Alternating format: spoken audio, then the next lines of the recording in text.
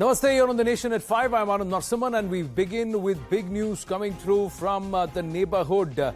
Well, it's all happening or brewing in London, ladies and gentlemen, but it concerns Pakistan. Nawaz Sharif is all set to make a return back to Pakistan's soil. That's what we're given to understand. It seems that the former Prime Minister is ready to come back to Pakistan, and there will be perhaps a situation that will be created in the coming days where his return will become feasible, because there is going to be some action on the court cases against him, whereas the army somewhere has also reconciled to his return. Now, Nawaz Sharif's, the former Prime Minister, his brother Shahbaz Sharif currently is the Prime Minister of Pakistan. Now, Nawaz Sharif is set to return from London and also get a clean chit. This was one of his conditions when the talk about him returning, and there were pleas being made, or perhaps urges or messages, feelers being sent to him in London, where he said he is undergoing medical checkup and recuperating for medical conditions. It was said that it's time for him to come back, and he said, give me a clean chit. I want no cases, no charges against me, drop everything against me, that's when I'll come back. Now, he's likely to return by early September. That's the big news. It's right around the corner. There is a strong possibility that cases against him will be disposed of. There's a green signal that's also come in from the establishment, the Pakistan Army, for his homecoming.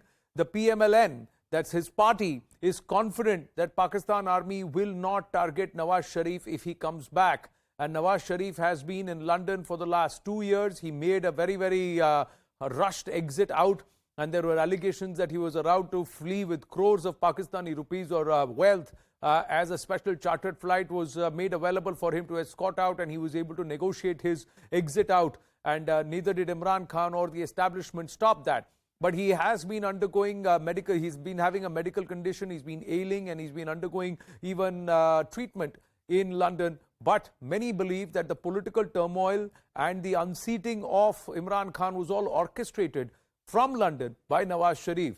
The Pakistan Army Chief, interestingly, Qamar Javed Bajwa, is in London. And guess who else is in London? News 18, Sanjay Suri is live from London, and Pathikrit Payan, geopolitical analyst, joining us. Sanjay Suri. So, there is a lot of activity in London right now from the Pakistani side. Nawaz Sharif's residence, you are aware where it is. Qamar Javed Bajwa is there officially to attend a ceremony or of sorts. But was there a hush-hush meeting or communication with Nawaz Sharif? It is impossible and inconceivable that there wouldn't be, because a change like this would have to be necessarily approved by the army, if not ordered by the army. And clearly the prospect, and this prospect now appears imminent, of Nawaz Sharif's return has been arranged by the military in Pakistan. Without that approval, this could not have been considered. Nawaz Sharif has always been very close to the military, and that is why the Imran government could not touch him, despite all the attempts made and all the promises made by Imran Khan. And of course, it is significant that his brother Shahbaz Sharif is the current Prime Minister, and they are one political family as well. And it is therefore almost certain that he will not be prosecuted on a return, and that cases against him will be shelved, if not dropped. Now, what is happening in London? Is Nawaz Sharif up and about, or has he remained closeted at his residence? And was there a buzz around Bajwa's arrival in London? Because this talk of his return early September means that just around the time there is a huge amount of pressure to call for early elections. So will Nawaz Sharif touch down in Pakistan before elections are announced, early elections are announced, Sanjay? Well, London has always been a political waiting room for Pakistan. Just about everybody has been sitting it out in London, waiting to return to power in Pakistan, whether it was Musharraf or Benazir Bhutto, Nawaz Sharif, Imran Khan. This is not some foreign outpost. London is very much a part of the political playground for Pakistan. Therefore, these 2 years, I mean, he has been on the face of it here and doing nothing, but he is a very big force in Pakistan. Some people can do a lot by doing nothing and just by being there. And that is where Nawaz Sharif's strength comes from. He's a very strong force. He has been in touch with people within Pakistan, people certainly within the military as well. They have been in touch with him. Bajwa is in London currently. A lot of other military leaders have been visiting London. Other leaders have been visiting London. Of course, they have been in touch with Sharif quite consistently. And therefore, this is the product of a good deal of communication and a good deal of preparation. Well, leading now up we're given to what we understand now that see. Qamar Javed Bajwa is in Abu Dhabi. He's left London, and that sources are saying that they are denying a meeting because they don't need to meet in person because the communication has always been happening, Sanjay Suri. But let's try and understand the ramifications. It's the same establishment that ousted Nawaz Sharif, Pathikrit Pain. Now it's the same establishment that is paving the way for his family to come back and be in the hot seat. And also somewhere, the very cases that were slapped against him slowly are getting disposed of. Exposes are coming through that there were indications that were sent out to Nawaz Sharif. Now, if they didn't, if the establishment didn't want this to come out and the narrative to swing, in favor of Nawaz Sharif, it would have never come to light.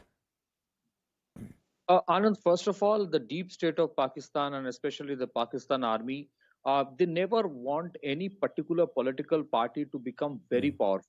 So if you look at from the perspective of what's happening today, Shahbaz Sharif might be in power, but in terms of political stature, his stature is nowhere near when it comes to that of Nawaz Sharif.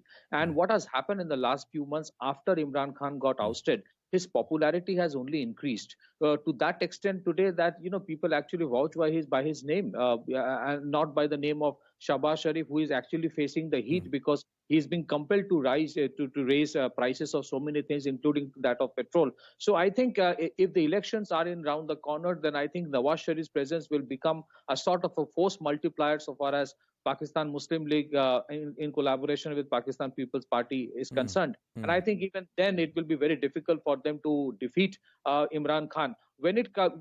What happened in the previous time, is that the Panama Papers become very, very volatile issue inside Pakistan. Supreme Court actually revoked Supreme Court actually disqualified him and prevented him to hold a public office for lifetime. It would be interesting to see whether he would be allowed to hold public office all over again or not.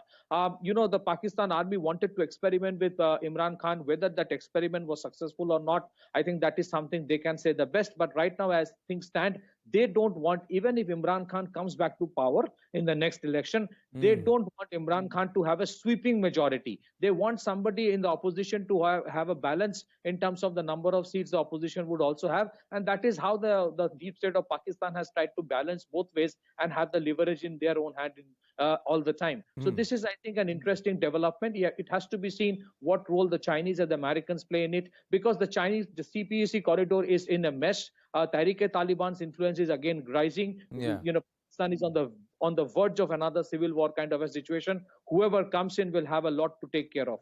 Well, I'm just going to go back to Sanjay Suri. Was there an army show? Now, this is what sources are telling. Our investigations editor Manoj Gupta telling us that officially this is what's being maintained, that Qamar Javed Bajwa last week was there in London to attend a British Army show.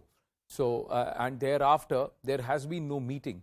But we have also put out here, and you've also been aware, that there has been a constant connection between the establishment and the army and, of course, Nawaz Sharif in London. They don't need to meet in person, but they have been touch on the phone. But it's impossible that a Qamar Javed Bajwa comes to London and there is no message or there are no feelers or there is no engagement with Nawaz Sharif, especially when his way back is being paved as early as September. Sanjay Suri.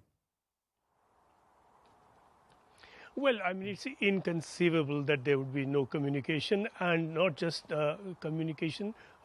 This imminent return has been enabled and arranged by the army. It would be unthinkable without army blessings. Therefore, the detail of communication is really insignificant here. Whether they meet in person or not, either they meet, it's a hush-hush meeting, or they simply speak on the phone, whether from Islamabad or London or wherever. That is an insignificant aside, really. The fact is that the broad picture is very, very clear. This return does now appear imminent. We've been expecting it for a while, that this would not be possible without approval from the military. True, but Pathikrit Pain, does this also imply, or this could also be Qamar Javed Bajwa's play to continue to extend his tenure? Is there a conditional arrangement that says that if you come back to power, because the last time around they say that the elections were actually doctored to ensure that the PTI gets an overwhelming win, whereas the results were quite otherwise. Now all of that is water under the bridge. Anand, you have raised a very, very important question because there are two turf wars which keeps on happening inside Pakistan. One is a political turf war in terms of who gets the confidence of the army, as well as the turf war within the Pakistan army as to who actually remains general and who actually brings his own people and who gets superseded and who is completely, ousted or literally thrown out of the country. So this is where I think Qamar Javed Bajwa has always been very comfortable with the Sharifs, if we have seen in the past, even though there has been issues in between. So I think if it has to be between the two, I think Bajwa and his relation with Imran Khan today, we know what has happened with respect to the former ISI chief and all that had happened at that point of time. I think if there is a possibility of Imran Khan getting a sweeping majority, then Bajwa knows very well what might be waiting for him as far as his fate is concerned. So he would be more comfortable. It's between choosing a devil and a deep street from Bajwa's perspective. He would be more comfortable to actually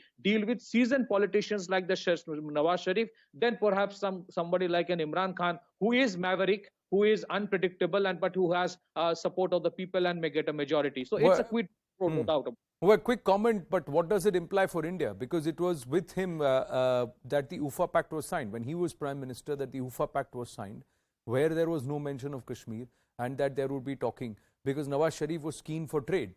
Right now, the economic distress that Pakistan finds itself in, does that change things for India? Or are we going to wait and watch to see how the elections pan out, what happens eventually and who comes to power?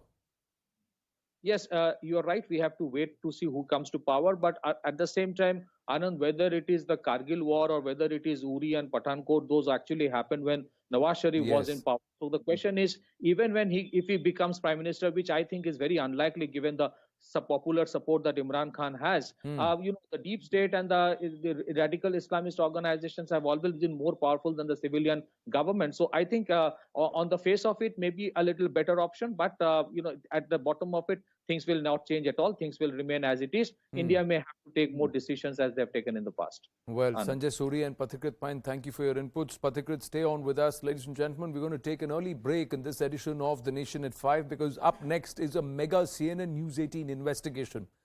It's the lurking danger at the border. It's right there. More than 2,000 square kilometers of no man's land has been encroached and encroached by illegals. Stay with us. The details when we come back.